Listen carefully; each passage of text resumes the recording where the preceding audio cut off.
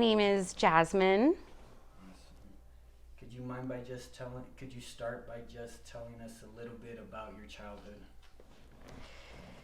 Yeah, my childhood brings about good and bad memories. Um, and it took me a while to even understand that those can coexist together. Um, but yeah, there was a lot of fear in my childhood, um, where I just wasn't sure if I was going to be safe or if the people that I loved were going to be safe. And I just was always on edge because of that. And,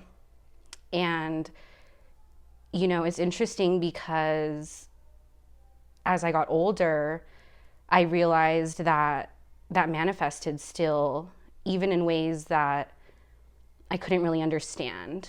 Like I would be in a restaurant and all of a sudden I would feel just so unsafe and that I needed to get out. And it wasn't until, I went to therapy where my therapist told me, yeah, your trauma's going to stay in your body. Like trauma truly does live in the body. And there's going to be environmental factors. There's going to be, really any type of factor that can trigger that. And it might not make sense, but your body is just easily put in fight or flight mode because of your childhood. And so it took me a while to accept that and to not be like resentful, because I didn't want to experience that. And so, yeah, it took me a while to reframe the way I looked at my childhood. And so today it's, now that I'm more aware and have this insight, I feel like I can better accept my experiences and, move forward differently. So today I'm thankful for my childhood, believe it or not, because it's led me to places that I don't think I would have gone if I wouldn't have those experiences, if that makes sense. So, yeah, so now and it's weird to say that I'm grateful for my trauma. Because I wasn't. And it took a lot of forgiveness from myself, for my mom, and, because my mom had me when she was 18. So she was still so young, and I can't be mad at her because she did the best that she could with the knowledge that she had, and she was in survival mode just like I was. And yeah, it's interesting when I reflect on it because I had to grow up really fast. My mom, her having me so young meant that she was a single mom. It meant that, and I was the oldest, so I'm the oldest of three of us. And so it meant that I had to grow up really quickly in the sense of taking care of my siblings and helping my mom be less stressed out.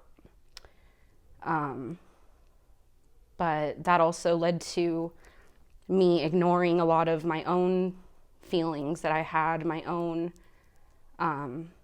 needs, even though I was an adolescent. I still had, needs. And so as I got older, I just felt like, my mom never really gave me a space to be Jasmine. It was that I had to always, be what she wanted me to be, whether it was a helper that day, whether it was a listener, whether it was a mom. I mean, let's be real, I felt like I was a second mom to my siblings at a very young age, from probably starting from when I was like 8 years old. So, so yeah, but then now looking at the good things, I mean, my mom having me so young meant that I'm able to have a close relationship with my grandparents. And I think that now I realize how special that is, because so many of my friends don't even know their grandparents. And I mean, I was truly raised by them for a while.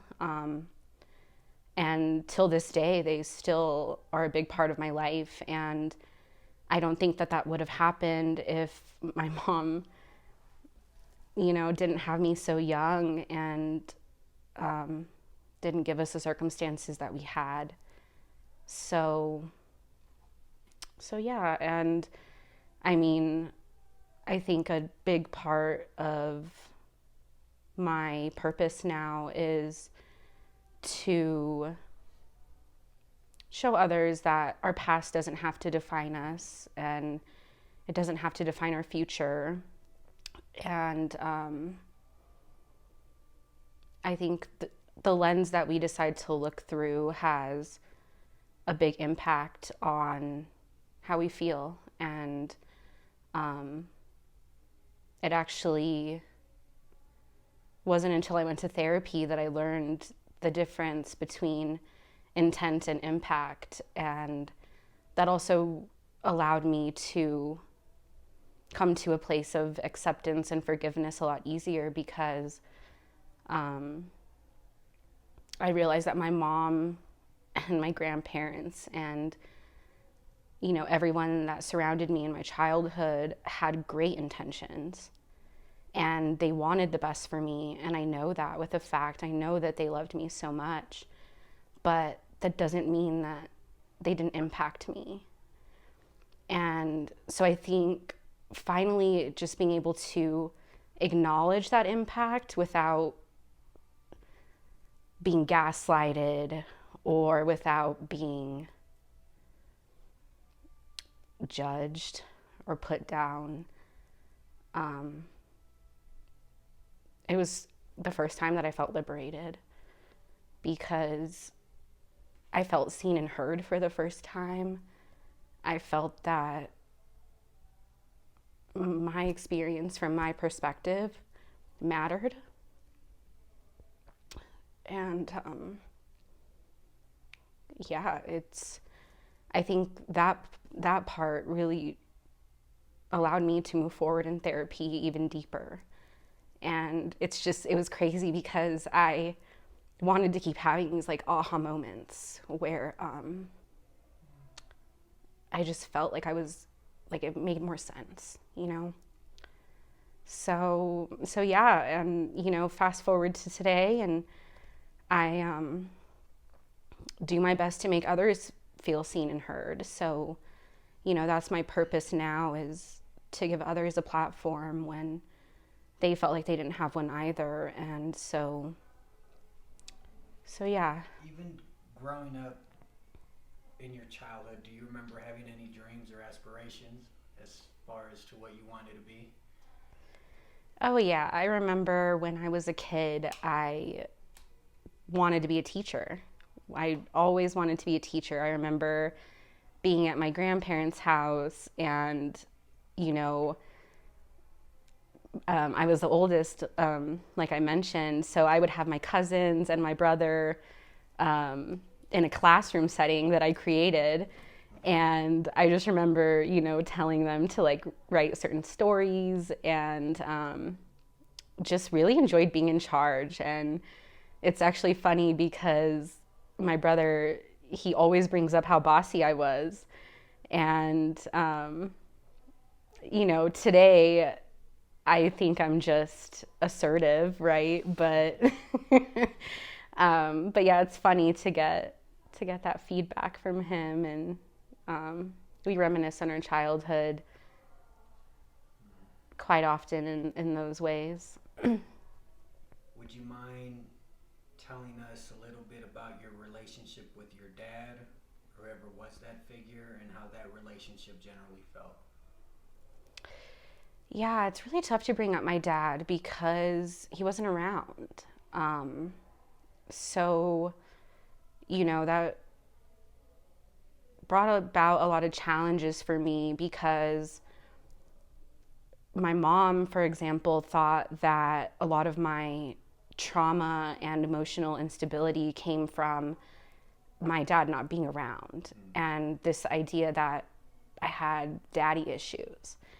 And, it was tough because my mom projected a lot. She still does. And I have to remind myself that my truth is my truth. And my truth is that my dad really didn't impact my trauma. He didn't really impact anything because he was a stranger. I didn't know him. And so I remember when my mom wanted me to meet my dad for the first time, and I was 16, and she was super excited for me and had created this visual that it was just going to go so perfectly, and I was going to want to build this relationship with my dad. And he had had two other children, so also building a relationship with them, and it didn't go that way. I just remember when I saw my dad, I just remember feeling nothing. I wasn't even sad. And that was what was like so eye-opening for me, is that I don't think that it was impacting me as much as I thought. And so, we don't talk. I kind of saw him that one time, and that was it, because, I just feel like, as much as the idea of a father figure sounds nice, I just don't think that he can bring to the table anything positive for me. And, when I hear stories about him, I'm from New Mexico, and he still lives down there. And it's a smaller town, so, gossip gets around, I feel like. And some of my friends will, in the past, they would call me or text me and say, oh, your dad and your brother Devontae got in trouble because, they got caught robbing a store. Or, this other time it was, they stole an old lady's car. And so it was like hearing these stories about my dad would just, I didn't want to associate with that. I didn't want to be a part of that, because that's not what I value. That's not who I am, and so it's hard for me to find some compassion for my dad, because I feel like he, I don't know, in my eyes just isn't trying. And so, yeah, we don't talk. How does that feel for you now?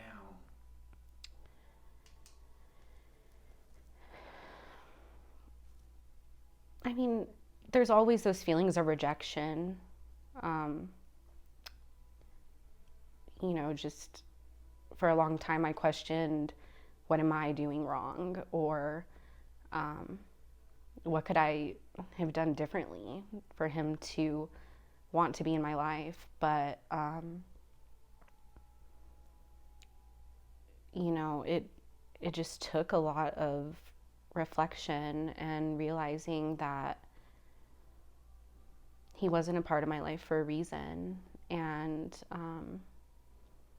I don't know what the future holds. I mean, I don't know if someday our paths will cross. I'm not opposed to that. It's just, I don't think now is the time. What about your relationship with your mom and how that relationship felt? I mean, the same. I feel like I've felt rejected my whole entire life, to be honest. I think that, you know, I've really struggled. I mean, I've I always felt like I was just so different, that I felt too deeply, that I was such a deep thinker, and that no one understood me. And so for the longest time, because my mom didn't understand me, or because my grandparents didn't understand me, I felt like I just should be quiet. Like I just shouldn't say anything. I should just accomplish things like they want me to, and that'll make them happy because that's what they wanted, you know?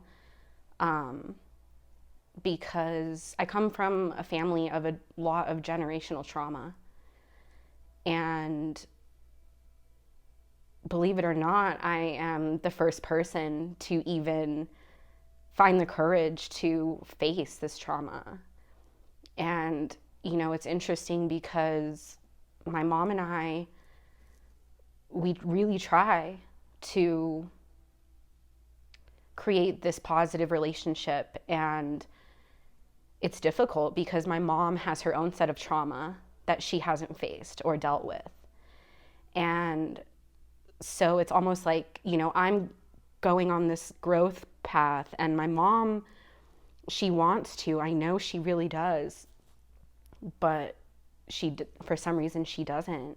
And because of that, she and I just, you know, we don't see eye to eye. And um, I feel like she just can't accept me.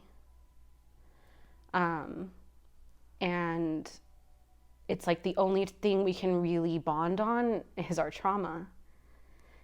And I don't want that. You know, I want to get to a place with my mom where we can never talk about our trauma and instead talk about our goals and, you know, what makes us happy. And I don't know, I really envision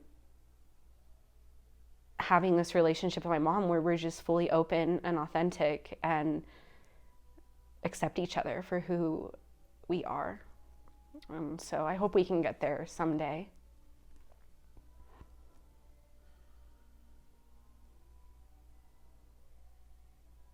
What did you learn from both your parents, good or bad? I think I learned resiliency as, you know, my number one skill and positive thing that came out of it. I mean, I know that I can't give up, and I know that there's a reason that I'm here, and um, I really just keep searching and searching, and um, I think if I didn't have this resiliency, I wouldn't even be on this path that I'm on, this journey that I'm on. And so, you know, my mom taught me a lot. I mean, her being a single mom, she was so strong and so independent. And I think that she's the first one who, you know, taught me what feminism is. And, you know, I love her for that. I mean, till this day, she, you know, just tells me like how capable I am. And that's the one thing that she does, is she encourages me, and because I know that she's done that for herself. Um, so yeah, I'm resilient and I'm strong, and I I'm going to keep going. Could you tell us about your first love and how that felt? It can also be, it's whatever you associate as your first love. It can be a person, a hobby, and just whatever comes to mind. Yeah. Um, so my very first love was actually softball. I played competitive softball growing up, and amidst all the chaos, that was actually the one stable thing that I always had. So, a lot of my positive memories from my adolescence actually surrounds like us going to tournaments and traveling and bonding with my teammates. And we really had this sense of family. Um, so it was interesting because even though I didn't always feel this sense of family within my own family, I found that through my teammates and, believe it or not, their parents. Um, and, even when my mom had work and she wasn't able to go to my tournaments, my teammates' parents were there to take me. And I think it was the first time I felt this sense of community, um, where everyone's just kind of there for each other. And yeah, I think softball taught me a lot as well. I'm competitive as heck, and even with myself, and so I think that is what really pushes me um, to have goals and to want to be the best version of myself, um, and yeah, so that was probably my first true love. It's probably softball. Now, what about your first loss or heartbreak and how that felt? Same thing, whatever you associate as your first loss or heartbreak. Yeah, I would say that my first loss was probably whenever I moved away from my hometown. Um, I felt like I was leaving a lot behind. It was really scary, and you know, I've I feel like today I look at it as much more of a positive thing, um, but yeah, I miss my family a lot and the sense of closeness that um, the Hispanic culture does have. And,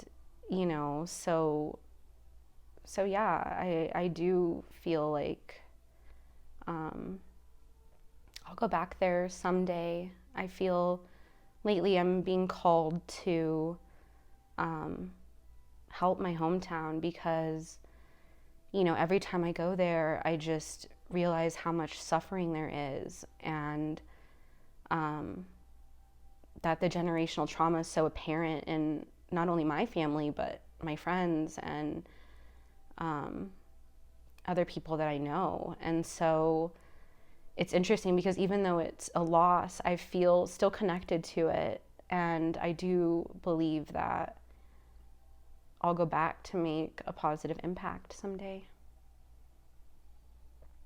Who would you say, who or what first taught you love and how? Mm-hmm.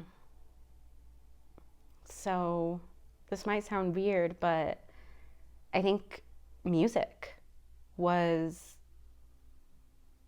when I really felt, and I mean more so like when I'm at like a concert and really experiencing live music. I don't know. There's this feeling that I can't even explain. And when I moved to Colorado, I, got introduced to the EDM community. And their whole motto is, unity and acceptance and love. And it was like all of these things that I've been like yearning for.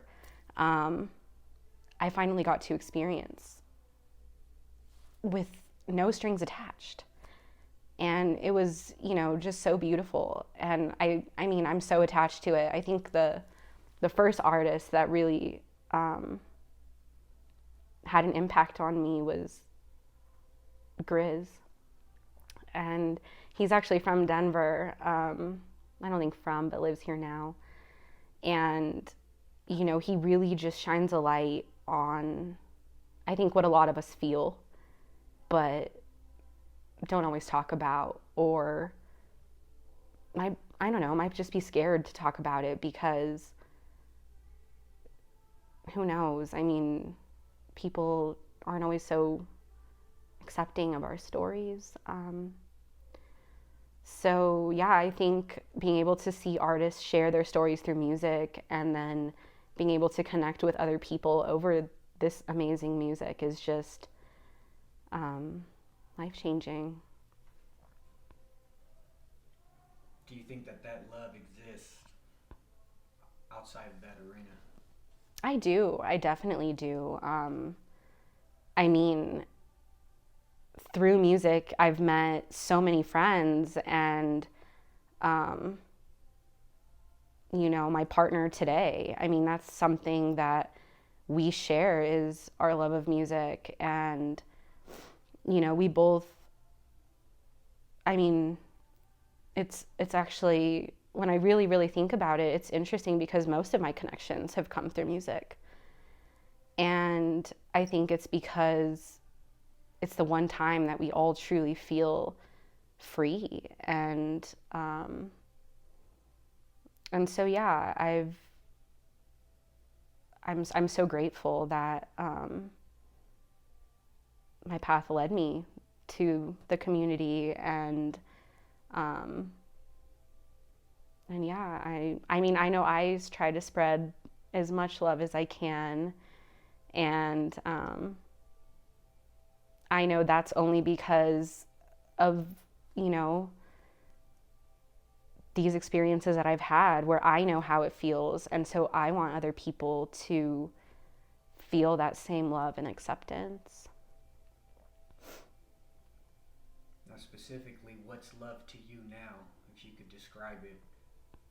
Has it always been the same or has it changed? So, obviously, sometimes it does change the contrast. How's that love to you feel today? Yeah, love is a lot different for me today. I mean, going back to my childhood, a lot of what love meant back then was very conditional.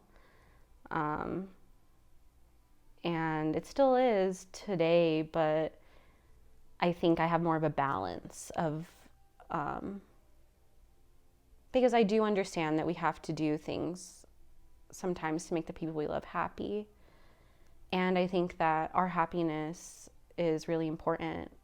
And um, so today, I try to experience love without conditions. And I try to think of this idea that everybody deserves love. And if we're not coming from a place of love, then, I mean, what are we, why not? What are we doing?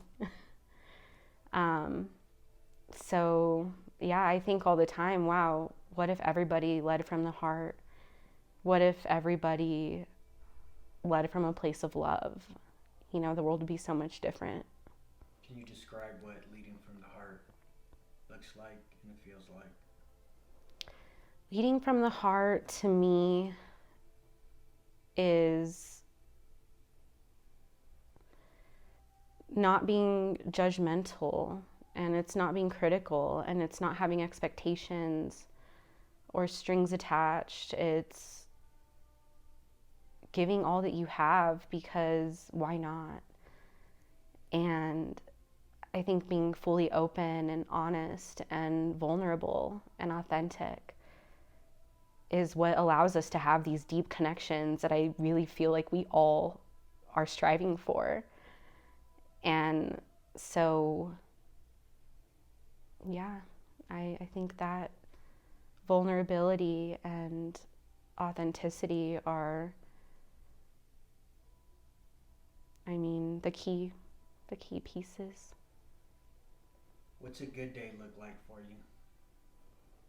A good day. You know, I've learned to take things minute by minute sometimes, because, I don't know if it's my history or what, but wow, so much can happen in one day. So, yeah, I would say to me, a good day is really just when I'm doing the things I love. And, to me, that's when I feel the most free. And those things are like going hiking, um, and doing yoga and just doing these things that make me feel so connected to myself.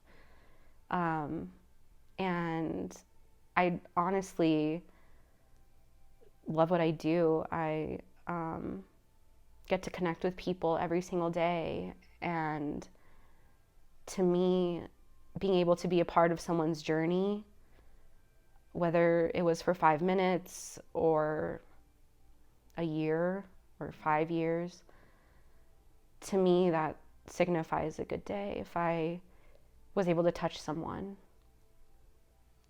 What about a bad day and how you get through that bad day? So, it's interesting because for a while I didn't think I was allowed to have bad days. Um, and it wasn't until this year that I gave myself permission to have a bad day. And so to me, that looks like a ton of introspection, believe it or not. Um, and because usually, I find that my bad days come from me not being aligned in some way.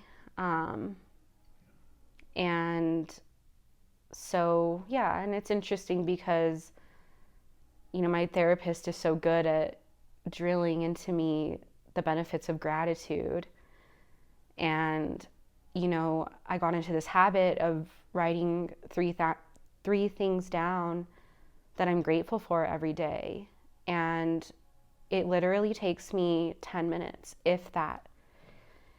And it's really, really shifted my whole entire life. Um, I don't feel like I focus as much on the bad stuff, um, because what's really bad? Bad and good are judgments. And so I've kind of learned to not really put a label on what I'm experiencing, but more so to just acknowledge what I'm feeling in the moment. What's a person or an event that's shaped you, good or bad? How does it feel when you reflect on it? Yeah. So, I had an experience right before quarantine started, that really changed my life and put me on the path I'm on now. And, you know, it's wild to reflect on it actually, and this is probably the first time I'm talking about it, um, because there's so much shame and guilt around it. But I asked for help. Um, I was really struggling with addiction, and I found myself in a place where I couldn't do it alone. And I had convinced myself that I was okay for 4 years. And that was because I was just so good at being on autopilot. Um, I was so good at painting a picture that was pretty because I was going to college and accomplishing all of these things. So, how could I ever struggle with addiction, right? And so, it was tough to even admit that. because everybody around me was doing it, right? It was like I had fallen into the college culture that normalized partying, and before I knew it, it was way past that though. I wasn't just partying and playing beer pong and rage cage in my dorm room. Like, no, now I was at the club doing cocaine and Adderall and seeking this escape, I think, because I felt so misunderstood. And I felt like nobody cared about my emotions or any of that. So I never shared it with anybody. And so instead, I feel like I always just kept things to myself and shoved it down. And I would drink or do drugs to just not think about it. Because I have such an overactive mind. And back then, I didn't know how to navigate it. So yeah, I turned to substances, and it was so relieving, you know. And the people that I was doing it with they accepted me, and you know, that's what we did. We got caught in this cycle. So yeah, I lost my job in 2018, and I think that was when I realized how bad it was getting. But that's what it took. That's what's so crazy is it took me losing my job that I was so successful at. I mean, it was my job all throughout college where, you know, I had worked from a bed cleaner to a manager. I mean, it was my sense of purpose at the time. So getting fired from that job was tough because it was like my fear of failure had blown up in my face. And I couldn't handle it. It was so intense because everyone expected me to be perfect. Everyone expected me to be the leader, the role model of the family. And when it was brought to light that I was failing, I couldn't handle it. So it just got worse. And because I didn't know how to handle those feelings, I didn't know how to handle all of those intense emotions that I was feeling. And so I just would go on benders, and I went to Mardi Gras with some friends, and you know, I did the normal blacking out, which is interesting because, you know, I never did black out intentionally. It would just happen. But I also didn't care if it happened, even if I was put in dangerous situations because of me getting blacked out. And so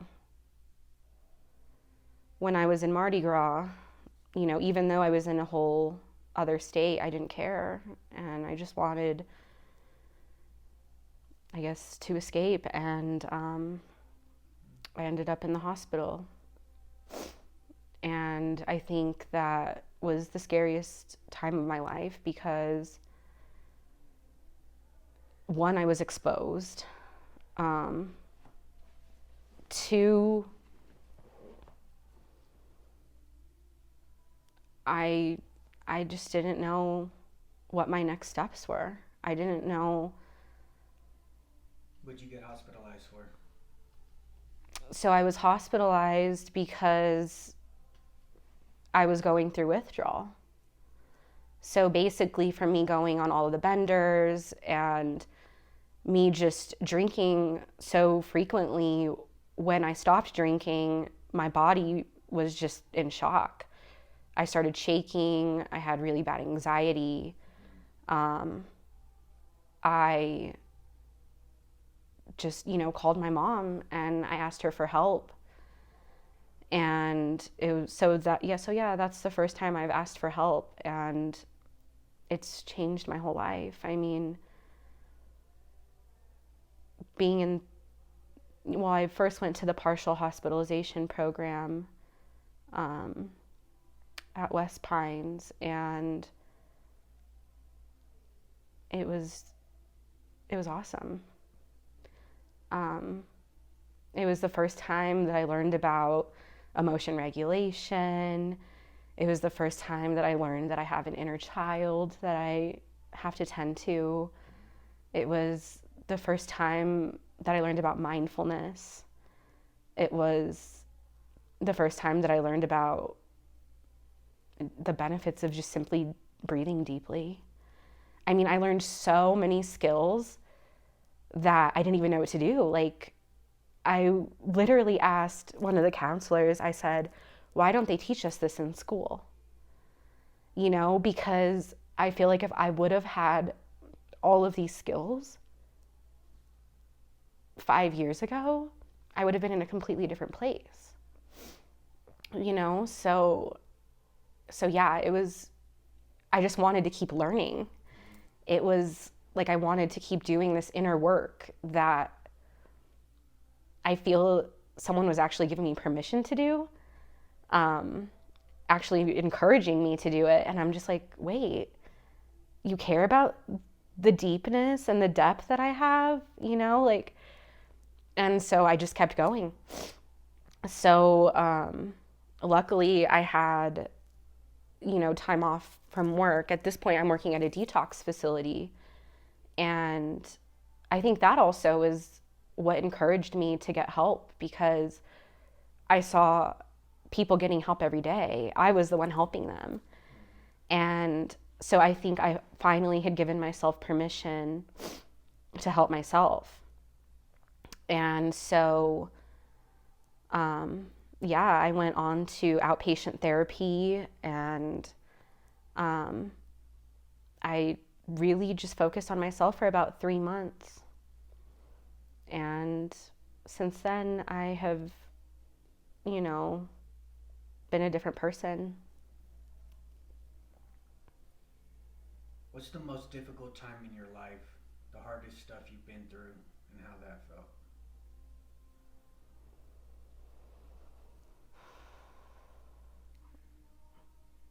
I would say the hardest part is being on my healing journey and not being able to share my experiences with my family without them telling me that it never happened or that it wasn't that bad. It's really tough for me, and it really prevents me from getting close to my family, because I don't feel like they want to understand me. I don't feel like I don't feel like they care. What did happen that they downplay? If you wanted to share that. Just all of my trauma. I mean, it starts from my childhood trauma of, my mom was in a domestic violence situation. And, I remember times, and I told my mom this, where I remember, and the reason why this was triggered actually is because I was in my child's psychology class. And to give some context, and we're talking about domestic violence in class. And next thing I know, we're watching this video about, these kids that are witnessing their parents arguing, and I'm watching this on the screen. And this is what I mean when I say trauma lives in the body, is that I was immediately triggered and I had to leave class. And I called my mom and I said, Mom, I don't know what's happening, but I'm freaking out. And I said, we started watching this video in class and I started getting flashbacks. So this video triggered me to get flashbacks of my brother and I when we were hiding from my mom and my brother's dad. And so I just remember like feeling all of those like feelings that I felt when I was younger, just scared, and it didn't really make sense. But my mom, when I told her, she said, you didn't have to protect Malin all the time. Malin is my brother. And, you know, I'm like, in my head, I'm just like, well, that's not the point. Maybe it wasn't all the time, but the point is that I've had to do it. And certainly how you felt. Yeah. And so, you know, it's just my mom does this thing where to avoid feeling on her end, she will deny that things have happened or downplay them, because then it prevents her from feeling shitty emotions such as guilt and shame. And it took me a really long time to realize that, though. So for the longest time, I took everything so personal. And, you know, including, being, I mean, wow, my own mom is gaslighting me. I mean, and she still does it. So that was one example. And, you know, another example is today when I approach her and, you know, I'll share with her something that I learned in therapy. And, you know, she'll just tell me, like, why are you so attached to that? Why can't you just let it go? And, you know, I know her favorite saying is, I'm not perfect. I'm not perfect. And, you know, I have to tell her, I'm not asking you to be perfect. And I'm not asking you to deflect. I'm asking you to just acknowledge that it happened, acknowledge that it had an impact on me, and then we can move forward. That's it. But it's just this idea that she can't even acknowledge that it happened. And therefore, like, that's why I've had to validate myself this whole entire time. But that's why I'm so grateful that I found therapy, because, wow, now I know how to validate myself. And I know that what I went through and experienced was real and very scary. And no matter what my mom says to downplay it, you know, I know that it was my experience. Yeah, I mean, I'm learning myself. My mom's from Sinaloa, Mexico, immigrated here.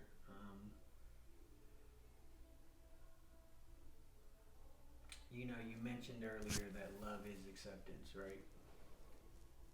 And, you know, I personally, my mom's going to deny everything. Like, oh, I didn't do that. Oh, that never happened. And then if you try and get even deeper into the conversation where we are getting emotional, then the backlash is, well, you're ungrateful. I fed you all these years, right? Yeah, I mean, I haven't even gone on that road. Yeah. So that's her response, right? And she's, you know, instead of tearing down walls and being vulnerable, some people build walls to keep themselves safe, right? It's actually interesting that you say that, because we've had a conversation about that, where I kind of told her, I said, because, you know, finally I'm like, maybe my mom needs to be validated. Yeah. So, Yeah. How did that go? so I'm like, Mom, you know, did you ever have a platform to say how you felt when you were younger? And she didn't. And so I feel like I just started to ask her these questions that maybe I'm realizing no one's even asked her. And, I finally tell her, I'm like, Mom, I understand that you had to be defensive. I get that. I mean, your siblings were coming at you left and right in your childhood. Then you went on to be in this relationship where you still had to defend yourself. And so I understand why you're so defensive, and you don't have to be anymore. And, I told her, I'm like, you aren't in a dangerous place. So why are you still living there mentally? And she tells me, I know I'm defensive. And she acknowledges the heck out of it, but she doesn't change it. And so, I understand that it goes so deep, but I don't know what it's going to take for her to realize that she doesn't have to be this way anymore. You can let those walls down, and I'm not going to hold anything against you. I just want you to talk to me. And, that's what I feel like is the struggle with my whole family is we keep these secrets, or we keep everything in like the dark. And I don't understand why. And I think that's what I'm trying to change so much. And I think that's why I'm here. And, that's why I know that my purpose is to give other people a platform the way you are, because we all deserve that. We all deserve it. And we all deserve to be liberated. We don't need to hold things in or keep secrets, because why? Why?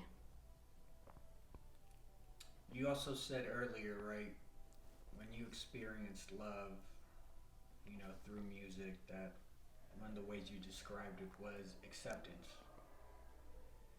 And, do you think that instead of asking your mom, we all want that, right? We all want someone to be like, hey, I'm sorry I did these things, et cetera, right? But then there's also a point where I have no control over that. And since you do love her, one way or another, right? It's like you just accept it, right? At some point, like, hey, and then you kind of understand that, man, she's in her own world, same way we all are. Like, whether that world is that nice, like, her flight or flight is always on, right? You know what I mean? I know what you mean. It's like there's a point of acceptance too for other people, and kind of just, I think that's what love does. Like, it doesn't even matter. Like, you would always love her whether she acknowledged it or not. I would. Yeah. And that's a very good point, is I will always love my mom. Always. No matter what. What's inspired you? Oh, wow. I mean, many things. My mom has inspired me a lot. My grandma has inspired me a lot. Believe it or not, the women in my life have. And from then on, it's really just been mentors that I've come across. And it's actually been interesting because as I've kind of surrendered to this healing journey, I keep having these synchronicities that happen where people just come into my life and like they're exactly who I needed. And I truly believe that God is sending them to me because I finally decided to show up for myself. And so, one, my therapist, wow, he is truly one of the most enlightened people I've met. and he's written books, and he has devoted his whole entire career to inner child work. And to me, that's so powerful because, I mean, with the knowledge that I have now and with my experiences, I realize that, and this might sound funny, it's not literal, but we really are all just big kids. And, you know, he kind of gave me this analogy, metaphor, whatever it is, and said that inside of us, we kind of have these lily pads, the same way that frogs do. And, you know, your 8-year-old self lives on one lily pad, and your 15-year-old self on another, your 21 self on another. And you have to go visit them periodically. And, you know, just his wisdom has brought so much comfort to me and has allowed me to do this deep healing. We recently started doing EMDR, and wow, I mean, it's some real soul work. And, you know, I really am just so grateful for him, and he's inspired me to continue this work. You know, I mean, I'm in the mental health field now as a case manager, and for the longest time, I'm like, why would I get a master's degree? Why would I go further? I don't have the money. Like, I always thought so cynically about, you know, growth. And because it was always attached to, I guess it was attached to not having anything. So yeah, I mean, my therapist just, you know, really taught me that there's nothing tangible about following your dreams. And, you know, he even reminds me that of what's happening to me right now, that when we follow our dreams, miracles happen. And so I'm always trying to remind myself of that, you know, that I can continue his work by helping others the same way that he's helped me immensely. What's been a humbling experience for you? How'd that experience feel? Wow, the job I'm in right now is super humbling. Right now I'm working at the Mental Health Center of Denver, and I'm working with such a vulnerable population that has really opened my eyes to really, really, really deep trauma.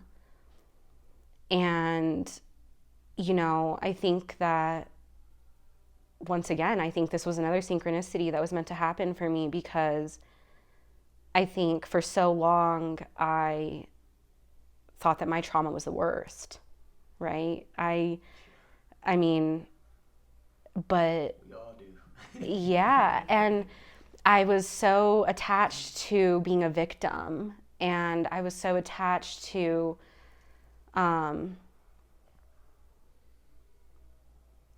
just this idea of suffering. And, you know, now I see real suffering, and now I see really, really impactful trauma. And it doesn't mean that mine is invalid. It doesn't mean that mine isn't real. It just means that I've been able to see on the spectrum what trauma really looks like. And I'm working with people who have lost their parents in adolescence. And, you know, I'm like, wow, I'm complaining about my mom and these little things, but I still have her. And that is so, so, I mean, amazing, because some people don't even have their mom to call to fight with, you know? And so seeing that and seeing people that have been victim to rape and, you know, being able to be a part of their journey has humbled me so, so much, because they've made so much progress, the people on my caseload. And, you know, I think once you're in the system, people don't expect you to get out of it, you know, and I've kind of changed that for my clients, and to see them grow, you know, I mean, one of my clients literally has been homeless since she's been 18 years old, and she just got housing at 32. Wow. I mean, I cried with her, because it's like I can't even imagine what it's like to be homeless for that long, and then now you have somewhere that you feel safe. And so I feel like it was always these underlying feelings. Like, that's what I realized is, no matter where someone's trauma lies on the spectrum, we all have these same underlying feelings. We're all scared, you know, and I think fear is really the underlying emotion that we all feel when we can think about trauma. And so being able to see people come out of that spot, and now they're, you know, hopeful, and they see light at the end of the tunnel. I mean, it really just shows me that anyone can move forward and change their life. You said something earlier along the lines where it's like because you started showing up for yourself, then you were able to see God in different ways, or maybe that's just what the impression I got of what you meant. Yeah. Can you describe that a little bit more? Yeah. You know, I think we can either be our worst enemy, or we can be our own best friend. And I think,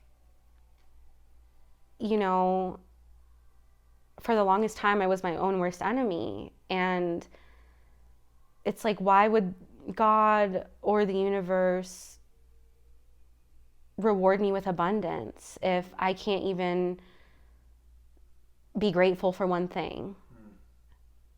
If I can't, you know, think positively.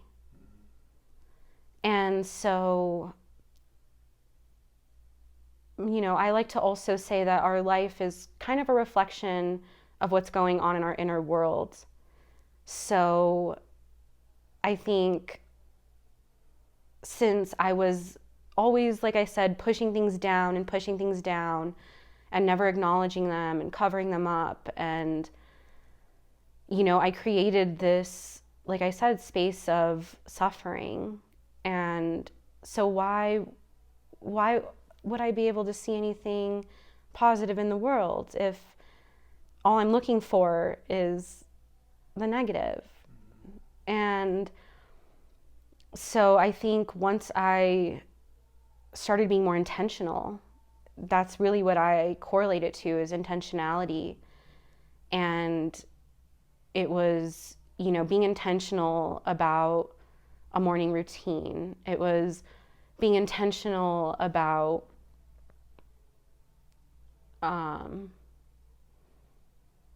creating healthy habits. And in turn, that allowed me to get rid of the suffering that I was so attached to, and it allowed me to experience love on a deeper level. I think so, for myself, because especially like when I would do yoga, like being able to truly intentionally check in with myself and the way my body is feeling, especially, right? Because when do we really do that? Unless we're taught to. And so then I felt like that's what I mean when I'm showing up. I'm being intentional. I'm doing things that are beneficial for my well-being and my body and my mind. And so it's almost like God is like, wow, you're doing it. You found the courage to show up and to intentionally live. And it was like, And miracles happen when you do that. yeah. And I don't even know how to explain it because it's such a spiritual experience that just happens. And it's so hard to explain because Do you ever get scared, right? Because I know when you're intentional and then, I God essentially, or you put it out into the universe, right? Like what you want, the things you're striving for, your thoughts. And then you kind of start getting those things. exactly. And then it's kind of like, do I deserve these things? Like, or right, this is brand new because the feeling is even a little bit different. Like it's a whole new filter, a whole new lens, right? And it's not that the external world changed, it's how you perceive it changed more so. Yes. And to me that's scary because we're learning to live a way we've never lived before. The closest thing to it would be back to when you were a kid before the trauma, right? And Yeah. so you're learning to be a kid as an adult and you're receiving these gifts and you're right, like, hey, you accept the gift and then of what you asked for at that. And then sometimes for me personally, it's like sometimes I want to reject the gift. Yeah. And I have to stop and be like, man, if this is literally what I asked God for, why would he give me another gift if I don't even want to accept with gratitude what I've been asking him for? Yeah. Isn't it weird, right? Like, that's so beautifully said because you're right. I feel like in the beginning, I didn't feel deserving. I'm like, wow, I can't be happy. I'm supposed to be in pain, right? Like everyone else around me. And it took me a while to kind of realize that happiness is kind of a choice. And then I really just started like thinking like, what else is a choice? And so yeah, it's truly this deeper connection that naturally happens with yourself. And then we're all interconnected. So that's why I don't necessarily know if God actually just starts showing up. I think it's that we decide to start noticing him because we decided to stop distracting ourselves or escaping or whatever we were doing, because life is scary. Life is super scary. And so... how do you deal with that being scared? Because I'm scared about half the time at least. Yeah, and I'm scared a lot. And I feel like it's really been this idea that I'm not really scared of. It's just like something new. That's all it is, right? Yeah. And I think like before, I used to be kind of scared of, like I used to have these irrational fears. And I think now things that seemed really scary aren't so scary anymore, actually. And going back to what you said, this idea of me kind of learning how to be a kid again, I think that's why it kind of comes so naturally. Like it's interesting because, we're in Rocky Mountain National Park and I really like go and look at my pictures and I'm smiling so big. And it's because I'm truly like living in the moment and I'm feeling free and I'm not worried about anyone judging me or I'm not worried about anything besides just being present in this moment with something bigger than myself. And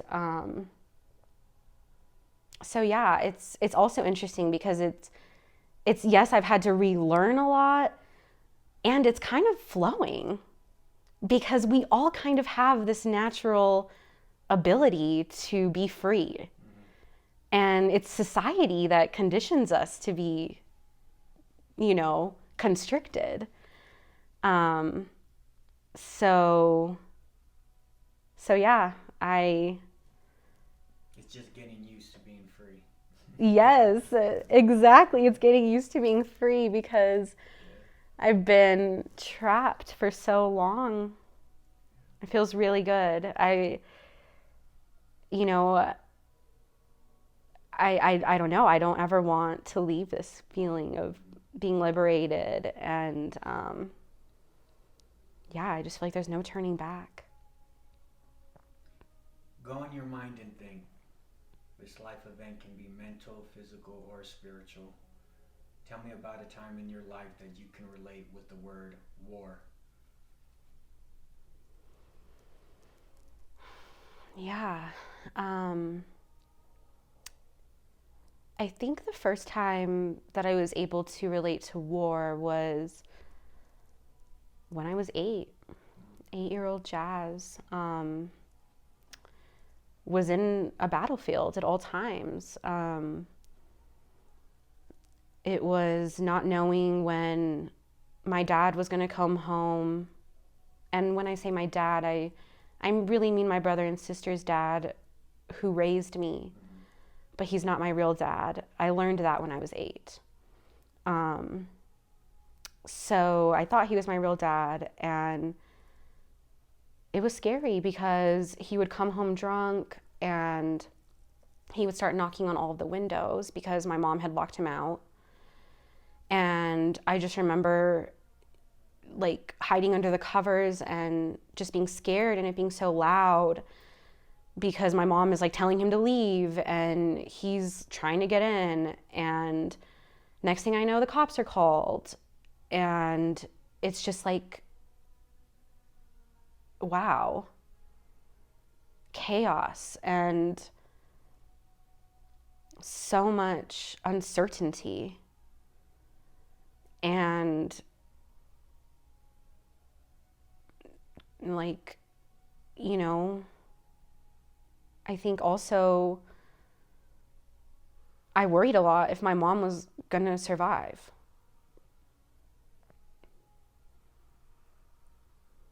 For instance, like, Because I would see my dad hurt her, and I would see her get a black eye. I would see her,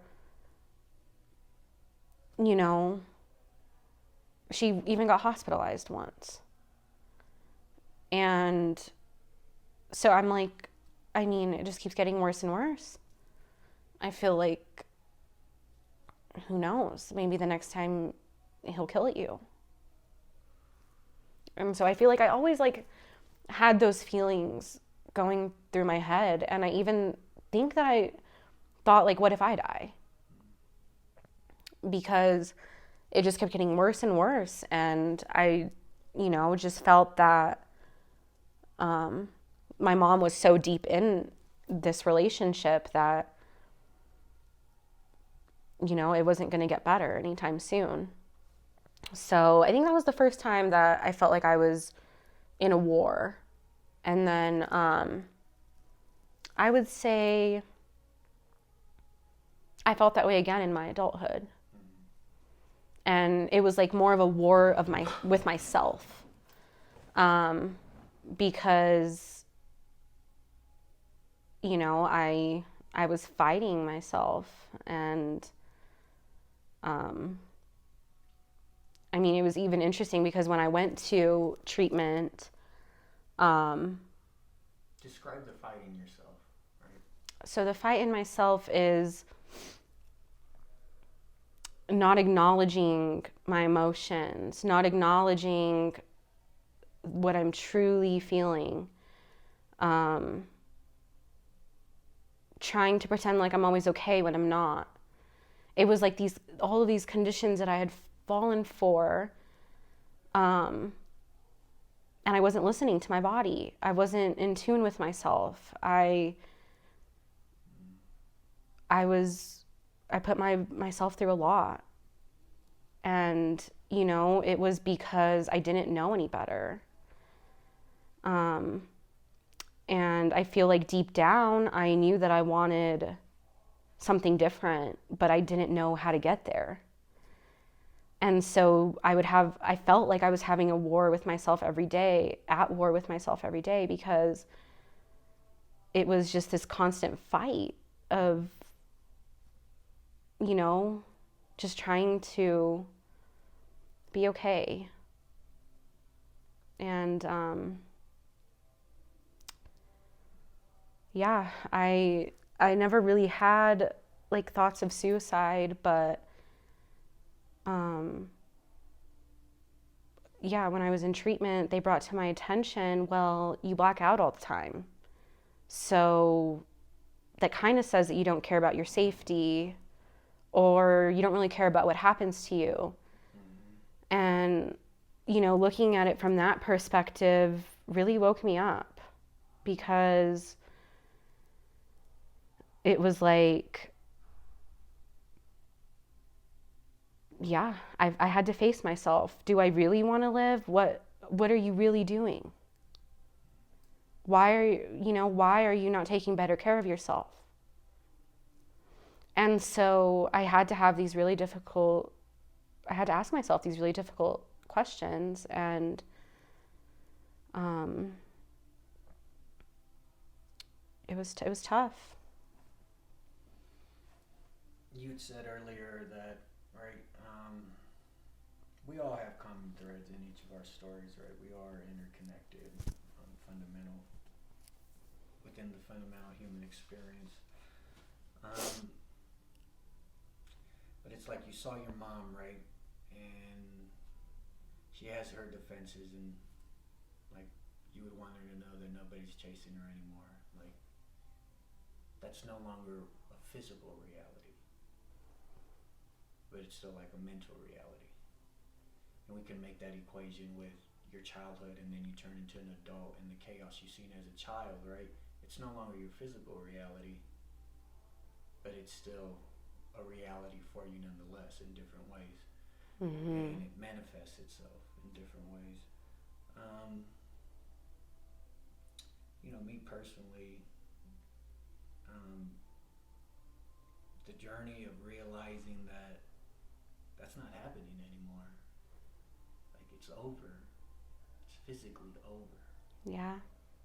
Now mentally, realizing and embracing that and believing that and like waking up and being like nobody's after you. You know what I mean? Like Yeah. nobody's gonna hurt you. Like that was, and then not being ashamed for how I was feeling too, because I did feel like my whole body is anxious and my head is tingling and I'm looking around and there's nobody there. Mm-hmm. And it's like, just take a deep breath. Like, that's not happening anymore. Yeah. That's not my reality anymore. And it's just like the mind takes a while to catch up to the present, right? Because we're still in the past. And, for me, the freeing part was like, hey, by the way you're feeling is normal. There's a gazillion other people feeling the same thing. Like, you're not crazy. You know what I mean? Yes. Like, these are normal mechanics of being a person who's been through shit. You know what I mean? And you're right, there's a spectrum. But on my spectrum, like, this is absolutely normal. And just being like, taking a deep breath and like I'm okay. Yeah. Like, that's freeing. Like, waking up and like, damn, I'm okay. Like, it's not happening anymore. But then we meet people, right? Or like my mom, for instance. She has no care for mental health. No, like, it's just the white knuckle Mexican style. It wasn't that bad. We live on. And like, I believe I'm focusing on the good and the gratitude, but you have to acknowledge what happened. Yeah. Whether if it's just for you. And then like I see my mom and I don't want to talk too much about it, but in her mind somebody is still chasing her. Like she still is protecting herself. And it's apparent. And it's hurtful. because we can see the reality of things, and then we can see what's the reality in her mind, and that it's just all pain, like, and it's not processed correctly. Like, to be humble and say, like, man, I really need help. Mm-hmm. That some people never get there. Yeah, it's actually really interesting that you say that, because I remember when my whole family was sitting in my living room, and it was the day before I had gotten help. And my grandpa comes up to me and he says, "Mija, I'm really proud of you." I was like, I didn't even know what to say, because my grandpa has never told me that he's proud of me. But what he said afterwards was what was even more important. He said, if I would have ever told my mom that I needed mental health help, she would have smacked me across the head and said, snap out of it, and would have told me to go start working in the yard or something like that. And I'm just like, wow, that's when the generational trauma really came to my awareness, that I'm not the only one who's never had a platform to feel seen and heard. My mom didn't have that because my grandparents didn't have that. And it really brought to me this level of compassion that I've never had for my family. But it's like, it made me think, like, what does my grandpa want to share that he hasn't? And I know I want him to share. I'm sad that he doesn't feel safe to share. But you're absolutely right. It's this common theme in the Hispanic Mexican culture where you're not allowed to feel at all. I remember when I would cry as a kid, and my mom would literally say, "Stop crying or I'll give you something to cry about." And I'm just like, oh, okay, like, crying isn't acceptable, right? That was like the first message that I got. Like, it's not okay to be sad. To shove down all your emotions at a young age. Yes. And then when we get older, the way alcohol is one way, and it's just negative. Mm-hmm. We have found negative ways to cope. Exactly. And who would have thought that, wow, I now have all of these positive coping mechanisms under my belt, and that's all I needed. Mm-hmm. So the same type of question. Go in your mind and think. This life event can be mental, physical, or spiritual. Tell me about a time in your life that you can relate to the word peace. I love that word. I mean, it's what I strive for every single day. I feel like I've been so intentional about creating an environment that is so peaceful, and I know that might be black and white thinking because it's the complete opposite of what I had growing up, but it makes me feel safe and comforted to know that my space is safe and peaceful and welcoming, and there's not a war happening there. And instead, there's a ton of love and acceptance, and everything that I always wanted is now what I create for other people.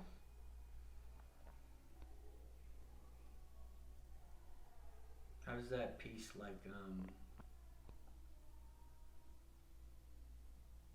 if you can describe it in more detail, even abstractly? Yeah, for me,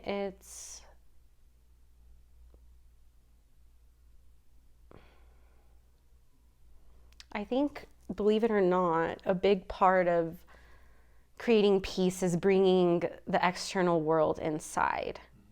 So and it goes back to us being all interconnected when all the chaos stops, right? So I have grown a love of plants. So it's like, oh, if I can't go on a hike every day, I'll just bring nature to me. So it's almost like everything that I experienced that brought me peace in the external world, I would crave more of it. So hiking was probably the first time that I felt absolute peace. And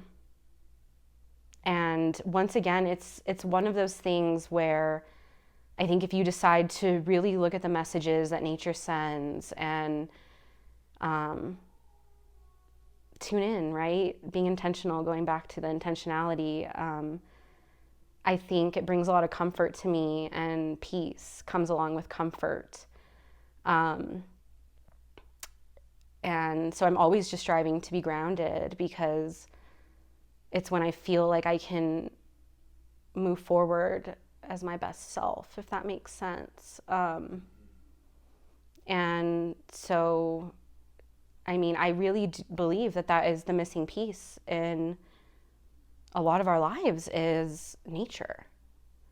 And so just making sure that my apartment is, since I spend the most time there, right? We spend our most time usually at home. And so it's full of plants and full of crystals, and I've grown such a deep passion for crystals and the metaphysical properties that they bring. And, you know, I mean, I wear crystals every day, and that brings me peace. Just, you know, I have them in my pocket. So even things like that, which is still nature, right? But, yeah, so like even just like sometimes, like if I just want to be reminded of my peace, I'll just hold today it's my moonstone, and, you know, weirdly it brings me a ton of peace. Tell me about a truly joyous moment in your life and how that felt. Oh, wow. I would say the best joyous moment of my life was graduating college. I was a first generation college student, so I could feel the love from my family, just like how proud they were of me. And that made me really happy, because even though their love is attached to my accomplishments, it was okay, because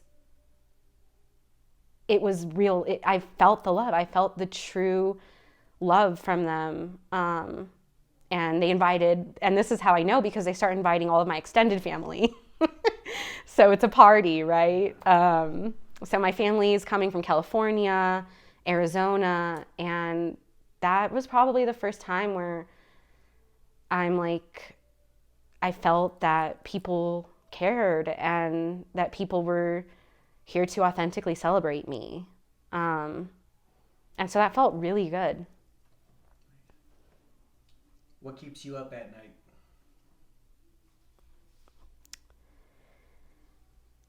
Everything. um,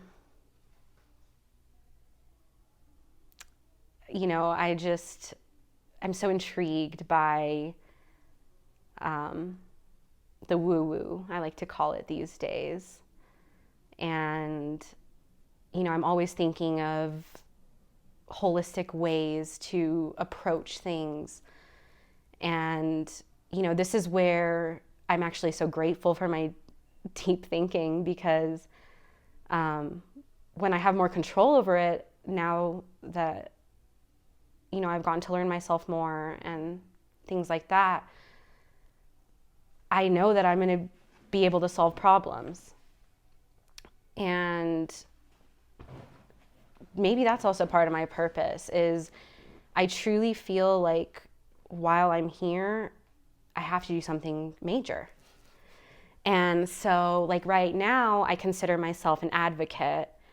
And that's because I just truly believe, I call myself a mental health advocate, because I believe that everybody deserves we all have mental health struggles, and everyone deserves to share those. And I'm really, really, really trying to work on ending the stigma around mental health because, it should be as normal as the physicals that we get every single year.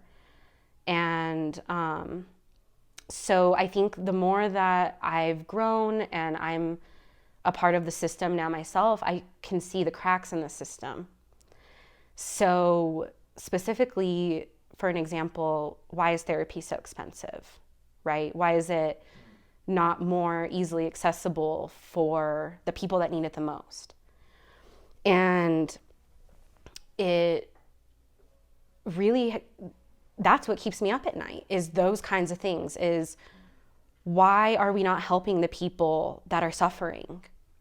And why are we instead, giving them 10 medications to take instead of teaching them how to cope positively?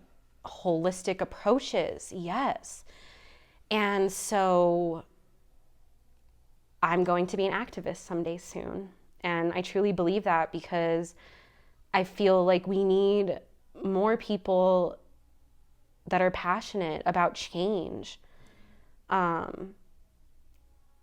to be in those realms and to be in those places of activism. And so I'm hoping, and not even I'm hoping, I will get there someday, where I can make a difference on more of a policy level, like make some policy changes and really start to represent the unrepresented. So you may have answered it within that question. What truly keeps you going every day? Yeah, I think it's just my passion for justice and my passion for change and my passion for helping others, right? And I think that I've somewhat been able to change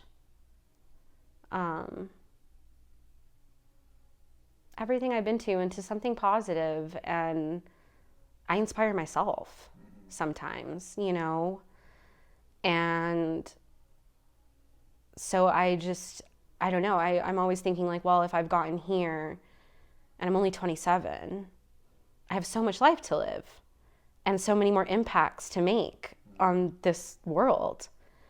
And so I think that's really what I think of. And my number one strength is connection. And I find myself like,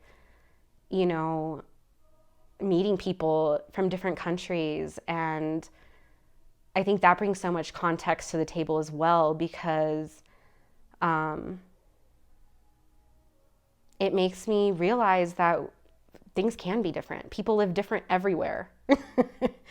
And so, yeah, I mean, travel has also been something that is near and dear to my heart, and that only opens my eyes more and more and more. And so, yeah. Imagine you're in the hospital today with only hours to live. What would be your regrets, if any?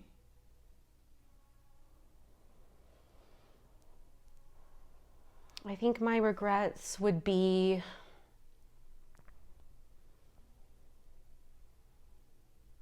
I don't think I have any regrets, actually. Because, I mean, it's such a cliche saying, but I mean, I truly feel like I needed everything to happen to me. I needed every experience because I wouldn't be who I am today if I didn't go through every single thing that I went through, even if it negatively impacted me. The negative impacts, the positive impacts, have brought me here. So I'm really just grateful. You told me what your dreams were as a kid, and I think we talked about them right now.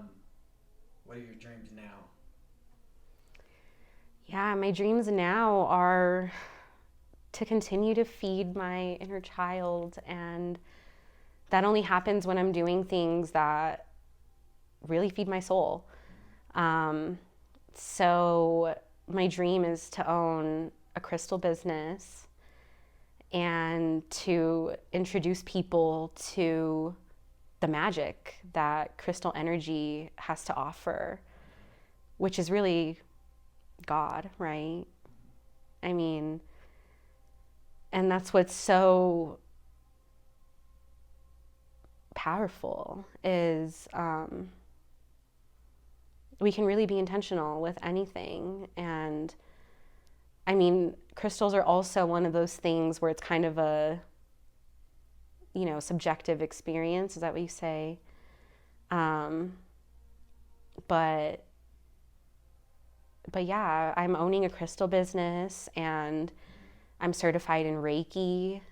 That's my dream, which is very woo-woo, and which is why I think I'm so scared to do it, is because I'm like, will people accept it? Will people be open to energy work? And so I, of course, have those thoughts going through my head a lot, but yeah, I mean, that's what I really want to do, is I really want to show people that, sometimes you don't need all of these drugs, whether they're prescription or not, that sometimes you just need someone to really be intentional with the trauma that lives in your body. And I mean, the shifts that I've felt with energy work, it's profound. And you don't feel that unless you do it. And so I want to normalize it. I want to normalize the woo-woo. There's different modalities to approaching our, personal development work. And I think this is one that needs to be brought to the light more. And with this whole movement of wellness going on, I mean, it's the perfect time, I think, to capitalize on it. So yeah, I'm hoping, I found, once again, going back to the synchronicities, it's like it naturally happened where I'm like, this is what I want. And it was like ask and you shall receive kind of thing. And then next thing I know, I found a wholesaler. And then like everything, I feel like when we're truly living in alignment, things just really naturally happen. It's so insane with not a whole lot of effort. And so I'm hoping to launch this fall. And I think that's the start. I mean, it's going to take me a while to get certified in Reiki, but that's okay. And maybe this takes me into deeper journeys. I'm hoping, right? I would love to open up a nonprofit. And I think that would be, the gift that I would give to my hometown, because they don't have a mental health center. And it blows my mind because I'm from Albuquerque, New Mexico, where the crime rates are at an all-time high, poverty levels are at an all-time high, which in turn leads to teen pregnancies, and all of this stuff manifests from the poverty that's there, including mental health issues, which I think is always the root cause. And yet there's not a mental health center, like a big organization. There's not even a detox center. And so I feel like I need to be a part of making that change and bringing those resources to my hometown. And I'm hoping I can do that someday. You're the co-author of your life story. If you could envision a picture-perfect ending, how would it look? Oh, I have a nice house in the mountains, and it's just so peaceful. And I envision myself holding like retreats where you don't have to have a lot of money where these retreats are easily accessible to everybody because we all deserve that. And I'm doing my energy work at this retreat and showing people beautiful crystals and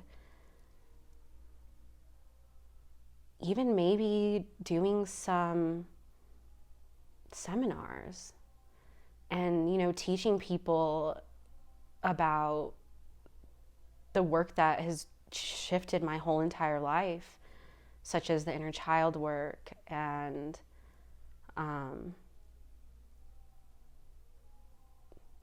I know it's so simple, but even mindfulness. I mean, you know, I think just teaching people everything that I've learned if they want to know, and, especially all ages too. Even, because I feel like we've done such a good job of like making kids and adolescents feel so invisible, and I don't get that. So adolescents especially are welcome, because I think if we were to tackle and teach people things in their teens, I mean, that would be a major shift. How would that feel, briefly? Oh, amazing. I feel like that is my all-time dream coming to fruition, where I mean, that's where I'm the most happiest, is when I can see other people reaching their full potential.